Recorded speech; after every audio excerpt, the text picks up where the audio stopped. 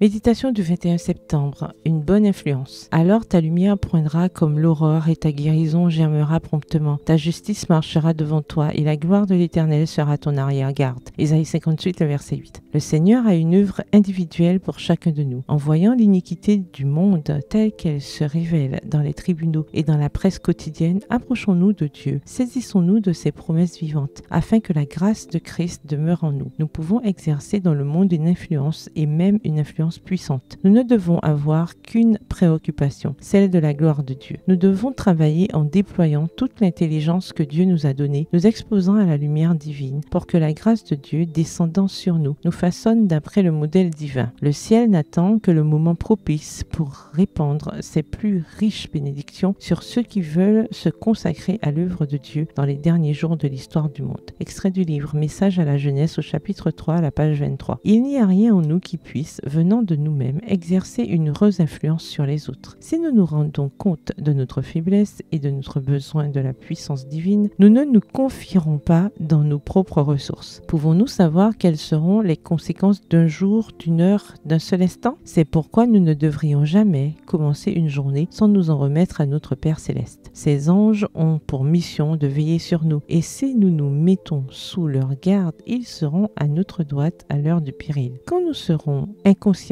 en danger de produire un mauvais effet sur les autres, ils se tiendront à nos côtés pour nous orienter vers une voie meilleure et pour inspirer nos paroles et nos actions. C'est ainsi que notre influence peut être une puissance silencieuse, inconsciente, mais cependant efficace pour attirer des âmes au Christ et vers le ciel. Extrait du livre Les paraboles de Jésus, le service de Dieu à la page 296. L'influence personnelle est une force. L'exercer à bon escient, c'est collaborer avec le Christ. C'est relever les âmes que le Christ relève. C'est inculquer de nobles principes. Endiguer les progrès de l'immoralité, c'est répandre la grâce que le Christ seul confère, épurer et affiner la vie et le caractère du prochain, lui offrir un exemple irrépréhensible, une foi et un amour sincère. Extrait du livre Prophètes et rois au chapitre 18 à la page 163. Bonne soirée, que l'Éternel vous bénisse.